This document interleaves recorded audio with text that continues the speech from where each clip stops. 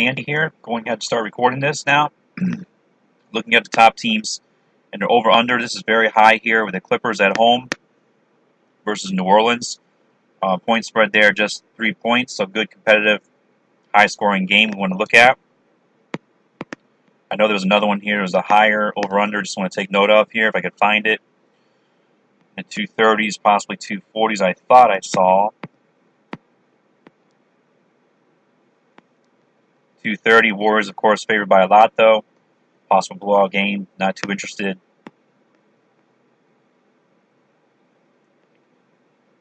As far as anyone else here, just want to see. So we keep in mind, get ready to set our FanDuel DFS lineups for today. Let's check back to the beginning, make sure we didn't miss any good, juicy matchups here.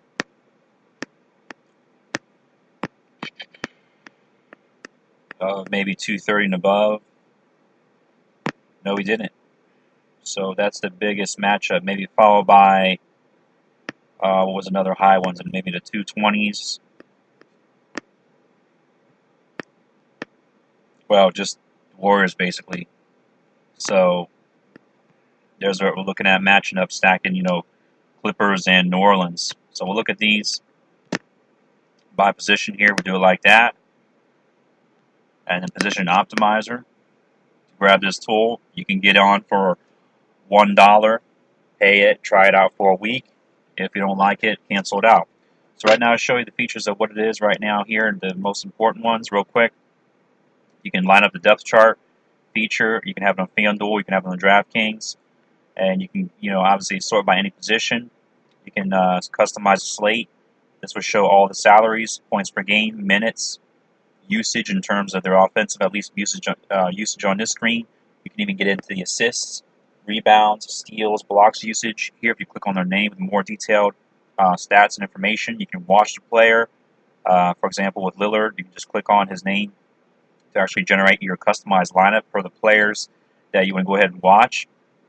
Showing off here to the left, the injury status, home or away, green indicating home, red away, as well as red indicating a bad pace game, so they don't run very fast. But this is a good one here with Curry, and with the players fresh. So if he's played too many minutes, it will indicate that, as well as here for being tired, perhaps playing the night before or something like that.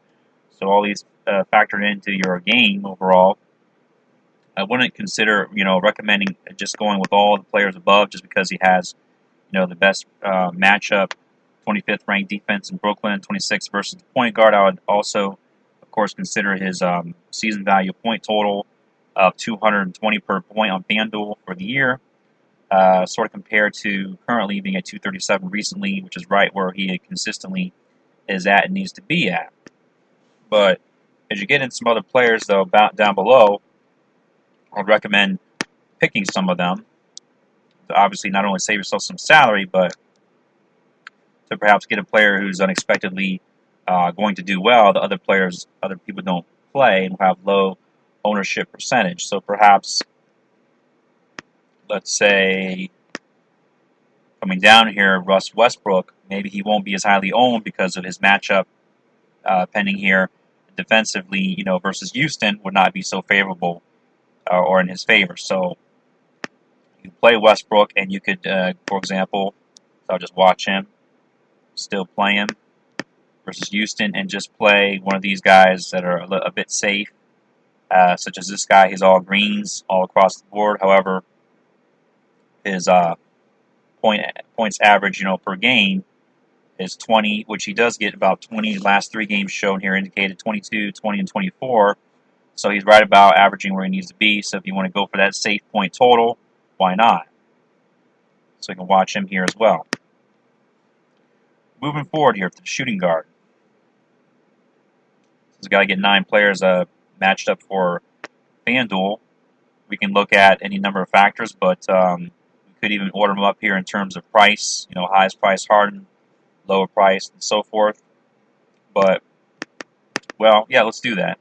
If we want to actually play Russell Westbrook, we don't have room for Harden. So let's go ahead and look at remembering some of those guys in that matchup we just talked about, such as Holiday.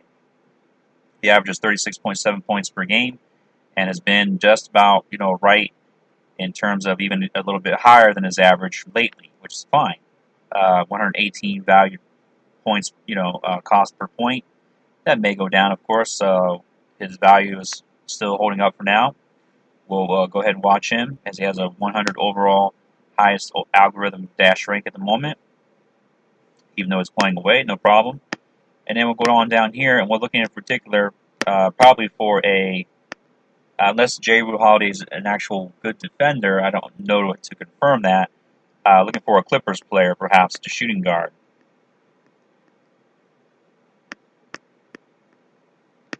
And I'm not really seeing one available here. Maybe he's higher priced. Oh, Lou Williams. So we could, if we can fit him into our lineups here, why not? So we'll go with him. And also, just another guy to note, maybe a little bit cheaper.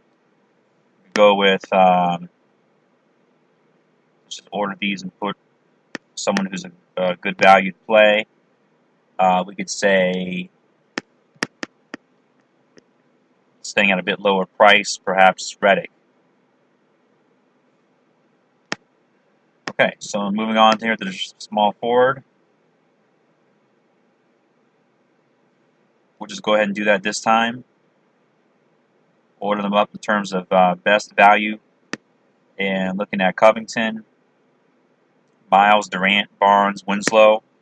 No one in particular here that is among the highest point total, so we'll go ahead and just take a guy who's still in a high point total game, Durant, and we need to get some at a low, cheaper price point who's not in such a tough matchup to give him a chance.